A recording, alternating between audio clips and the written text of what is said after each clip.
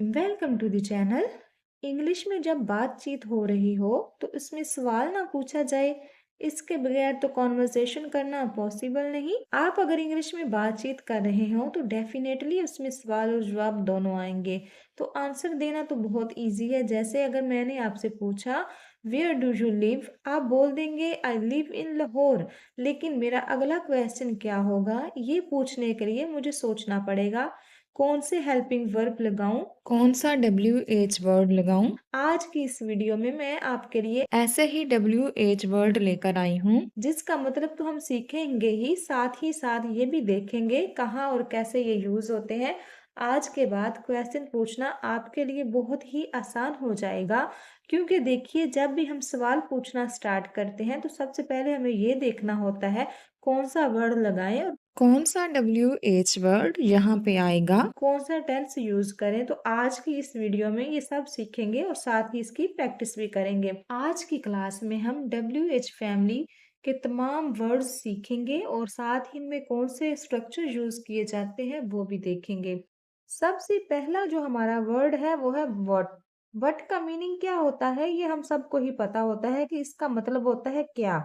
इसे यूज कैसे करेंगे, जब भी आपके क्वेश्चन में क्या आ रहा है आपको वहां पे यूज कर लेना है व्हाट का। इन तमाम वर्ड्स को WH फैमिली क्यों कहा जाता है, देखिए इन तमाम वर्ड्स में WH यूज हुआ है, या तो दोनों का इकट्ठे यूज हुआ है या फिर दोनों का अलग अलग, लेकिन यूज हुआ है। इन तमाम वर्ड्स में W और H का वर्ड यूज हुआ है, इसलिए इनको हम WH फैमिली भी कहते हैं। तो व्हाट का मतलब होता है क्या। जब आपके सवाल में क्या वर्ड आता है तो आप व्हाट का यूज करते हैं। जैसे आप क्या करते हो, आप क्या देख रहे हो, क्या लिख रहे हो, क्या पढ़ते हो, आप क्या बोल रहे हो। तो जब भी क्या आता है हमें वहां पे यूज कर लेना है व्हाट का।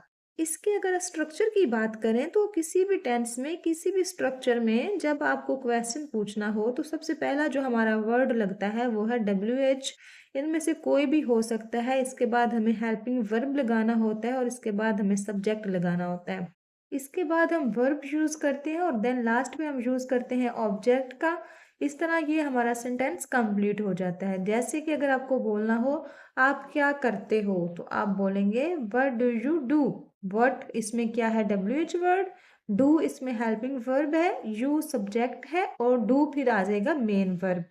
व्हाट डू यू डू, आप क्या करते हो, आप क्या बोलते हो। व्हाट डू यू स्पीक, इसमें व्हाट क्या है WH वर्ड, डू इसमें हेल्पिंग वर्ब है, यू सब्जेक्ट है और स्पीक इसमें मेन वर्ब है। आप क्या बोलते हो, व्हाट डू यू स्पीक। आपका पसंदीदा सब्जेक्ट कौन सा है, मतलब आपका जो फेवरेट सब्जेक्ट कौन सा है, तो आप इसकी जगह पर लिख लेंगे what is your favourite subject. What is your favourite subject, क्या के लिए या कौन सा के लिए हमने यूज किया है व्हाट का। अगर हम पास्ट में सेंटेंस बनाना चाहें, जैसे आपने क्या लिखा, अब देखिए क्या इसमें भी आ रहा है ना, तो आपने इसकी जगह पे भी क्या यूज करना है व्हाट। फिर आप लगा देंगे हेल्पिंग वर्ब, तो आपका सेंटेंस बनेगा व्हाट डिड यू राइट, मतलब आपने क्या लिखा। अगर फ्यूचर में बनाएंगे सेंटेंस, आप क्या लिखोगे व्हाट विल यू राइट, आप क्या बोलोगे व्हाट विल यू स्पीक। अब अगर हमें थर्ड पर्सन की बात करनी हो, जैसे वो क्या करता है, तो हमारा सेंटेंस इस तरह से बनेगा व्हाट डज ही डू। वो क्या करता है, व्हाट डज ही डू। वो क्या बोलता है, तो सेंटेंस होगा what does he speak, what does he speak. तो व्हाट का मतलब होता है क्या। नेक्स्ट है वेयर, इसका मतलब होता है कहाँ। जैसे आप कहाँ हो तो सेंटेंस बनेगा वेयर आर यू, आप कहाँ रहते हो। वेयर डू यू लिव, मतलब कहाँ के लिए आपने जो वर्ड यूज किया है वो है वेयर। और इसमें कोई सा भी स्ट्रक्चर आप यूज कर सकते हैं, जैसे हम डिड का भी यूज कर सकते हैं, या फिर इज एम आर में से अगर सेंटेंस बनाना हो, जैसे आप कहाँ जा रहे हो, तो सेंटेंस हमारा बनेगा वेयर आर यू गोइंग, आप कहाँ जा रहे हो। वेयर आर यू गोइंग, आप कहाँ लिख रहे हो। Where are you writing, where are you writing, आप कहाँ जाओगे। Where will you go, where will you go, आप कहाँ हो। वेयर आर यू, वो कहाँ है? Where is he? Where is he? तो वेयर का मतलब होता है कहाँ। नेक्स्ट है वाई। वाई का मतलब होता है क्यों। जब आपके सेंटेंस में आप क्यों से क्वेश्चन करते हैं और आप सबसे पहले वाई लगा देंगे, जो भी आपका स्ट्रक्चर है आप उसकी हेल्पिंग वर्ब लगा देंगे। जैसे आपको बोलना हो आप यहाँ क्यों आते हो, तो आपका सेंटेंस क्या बनेगा? Y do you come here? Y do you come here? आप क्यों इंग्लिश बोलते हो? तो देखिए यहाँ पे हमने लगा दिया है why. Why do you speak English? आप क्यों इंग्लिश बोलते हो? Why do you speak English? आप क्यों पढ़ाई करते हो? Why do you study? आप क्यों पढ़ाई करते हो? Why do you study? आपको अगर पास्ट सिंपल में सेंटेंस बनाना हो, जैसे आपने पढ़ाई क्यों की, आप वहाँ क्यों गए, आपने यहाँ क्यों लिखा, आपने क्यों उससे बातें की, इन सेंटेंसेस में हम क्या करेंगे? हम वाई का यूज करेंगे और प्लस हम इसमें डिड का यूज करेंगे। जैसे आप वहाँ क्यों गए, तो सेंटेंस बनेगा why did you go there? Why did you go there? अगर हमें बोलना हो वो वहाँ क्यों गया, तो सेंटेंस हमारा बनेगा why did he go there? मतलब वो वहाँ क्यों गया। तुम क्यों लिख रहे हो? Why are you writing? Why are you writing? ये सेंटेंस हमारा प्रेजेंट कॉन्टिन्यूअस का है। इसमें हमने आर के साथ वर्ब में आईएनजी का यूज किया। नेक्स्ट है हमारा हु। इसका मतलब होता है कौन। देखिए जब हम वर्ड कौन का यूज करते हैं ना, अभी तक हमने जो वर्ड सीखे हैं इन तीनों में हमने हेल्पिंग वर्ब का यूज किया है, लेकिन जब हु का यूज करेंगे तो प्रेजेंट सिंपल और पास्ट सिंपल में आपको सब्जेक्ट की जगह पे हु लगा देना है, और ये जो डू डज और डिड हमने यूज किया है वो नहीं आएगा, यानी कि इसमें हेल्पिंग वर्ब यूज नहीं होंगे। जैसे आपको बोलना हो कौन जाता है, हु गोज। कौन आता है, हु कम्स। कौन लिखता है, हु राइट्स। कौन पढ़ाता है, हु टीच। तो जब हमें सब्जेक्ट का पता करना हो कि कौन काम कर रहा है, तो हमको यूज कर लेना है हु का। जैसे कौन गया, अब ये कौन सा सेंटेंस हमारा? पास्ट सिंपल का, तो हम बोलेंगे हु वेंट। इस सेंटेंस में हमने वर्ब की सेकंड फॉर्म का यूज किया, क्योंकि आपको पता होगा कि पास्ट सिंपल के सेंटेंसेस में हमने वर्ब की सेकंड फॉर्म का यूज करना होता है। सब्जेक्ट प्लस V2 का यूज करते हैं, प्लस हमारा ऑब्जेक्ट आ जाता है। ये है हमारा पास्ट सिंपल का स्ट्रक्चर सिंपल सेंटेंसेस के लिए। तो यहाँ पे हमने वर्ब की सेकंड फॉर्म यूज की। कौन के लिए हमने हु का यूज किया, हु वेंट, कौन गया। हम सिर्फ प्रेजेंट सिंपल और पास्ट सिंपल में हु के साथ हेल्पिंग वर्ब यानी डू डज और डिड का यूज नहीं करते, लेकिन बाकी सारे टेंसेस में हम हेल्पिंग वर्ब का यूज करेंगे हु के साथ। जैसे हमें कैन में अगर सेंटेंस बनाना हो, जैसे कौन आ सकता है, तो आपका सेंटेंस बनेगा हु कैन कम। कौन आएगा, हु विल कम। मतलब इनमें हम हेल्पिंग वर्ब का यूज कर रहे हैं। कौन मेरे साथ बोलेगा, who will speak with me. Who will speak with me. कौन वहां जाएगा, हु विल गो देयर। तो प्रेजेंट सिंपल और पास्ट सिंपल में आपको हु के साथ डू डज डिड का यूज नहीं करना, बाकी आप टेंसेस में हेल्पिंग वर्ब का यूज कर सकते हैं। नेक्स्ट हमारा वर्ड है whom। whom का मतलब होता है किसे। जब आपके सेंटेंस में आ रहा हो किसे, देखिए ध्यान से समझिएगा आपने इसे कैसे यूज करना है। जब आप किसी से बात कर रहे हैं और आपने उससे पूछा आपने किसे देखा, मतलब किस शख्स को देखा, तो इस किसे के लिए हम यूज करेंगे whom का। जैसे किसे देखा, ये पास्ट सिंपल का सेंटेंस है, तो सेंटेंस हमारा बनेगा whom did you see? आपने किसे देखा। या फिर आपको बोलना हो आपने किसे इनवाइट किया, तो आप बोलेंगे whom did you invite? whom did you invite? अगर हमें फ्यूचर में बोलना हो आप किसे इनवाइट करोगे, मतलब किस शख्स को इनवाइट करोगे, तो सेंटेंस हमारा बनेगा whom will you invite? whom will you invite? आप किसे इनवाइट करोगे। होम का मीनिंग आपको ध्यान में रखना है किसे। इसमें हम कोई सा भी टेंस यूज कर सकते हैं। इसी तरह अगर आपको बोलना हो आप किसे बुला सकते हो, home can you call. Home can you call, वो किसे बुला सकता है, home can he call. Home can he call, तो होम का मतलब होता है किसे। सेंटेंस आपका किसी भी टेंस में हो सकता है। नेक्स्ट है WH वर्ड हमारा हुज। इसका मतलब होता है किसका, या फिर किसकी, या फिर किसके। ये पोजीशन को शो करता है। मतलब जब आप ये पूछते हैं कि कोई चीज किसकी है या फिर ये पेन किसका है, वो मोबाइल किसका है, तो जब हम किसका या किसकी या फिर किसके बोलेंगे तो वहां पे हमें हुज का यूज करना है। जैसे ये पेन किसका है तो आप बोलेंगे whose pen is this, whose pen is this. या फिर आप किसका मोबाइल यूज कर रहे हो, किसका, इसके लिए हम यूज करेंगे हुज। आप किसका मोबाइल यूज कर रहे हो, whose mobile are you using, whose mobile are you using. या फिर आपके पास किसका मोबाइल है, whose mobile do you have, whose mobile do you have. आपके पास किसका नंबर है, whose number do you have.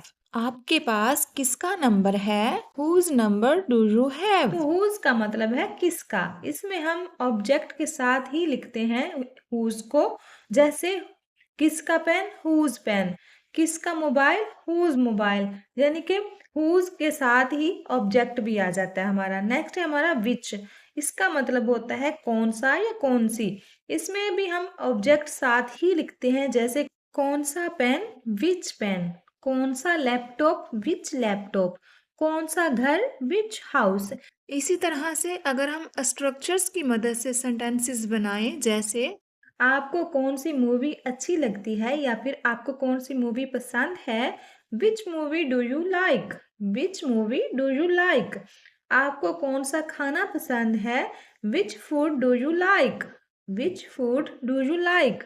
आपका पसंदीदा सब्जेक्ट कौन सा है, which is your favourite subject, which is your favourite subject. या फिर आप कौन सी जबान या लैंग्वेज बोल रहे हो, which language are you speaking, which language are you speaking. Next है हमारा WH वर्ड व्हेन, जो कि काफी इजी है। व्हेन का मीनिंग होता है कब। जैसे आप कब आते हो, when do you come, when do you come. आप कब बोलते हो, व्हेन डू यू स्पीक।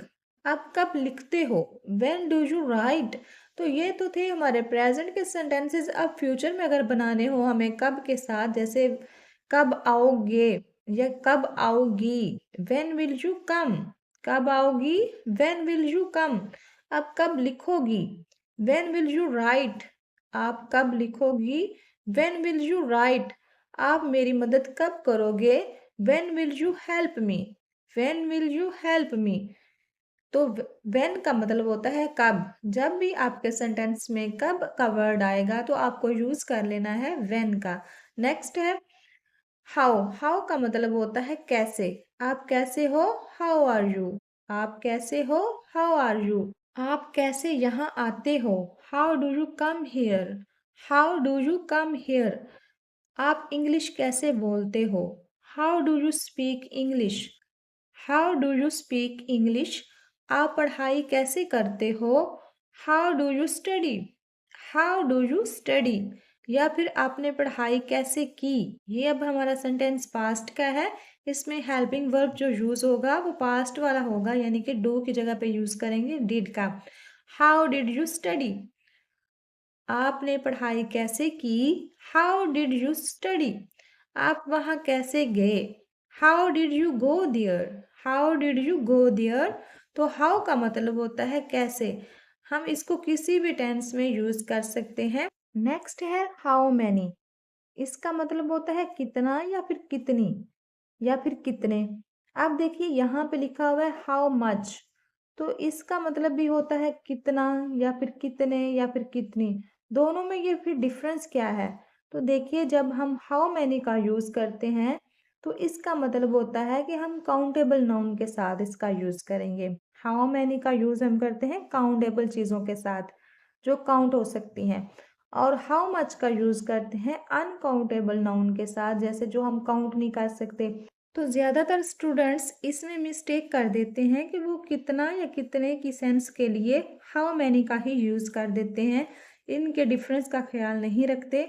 तो आपको जब भी यूज़ करना है कितना या फिर कितनी की सेंस के लिए, तो आपको हाउ मच या हाउ मैनी के इस डिफरेंस को ध्यान में रखना है कि जो चीज़ें हम काउंट कर लेते हैं उनके लिए हम लिखेंगे हाउ मैनी, और जो चीज़ें हम अनकाउंटेबल होती हैं उनके लिए हम लिख लेंगे हाउ मच।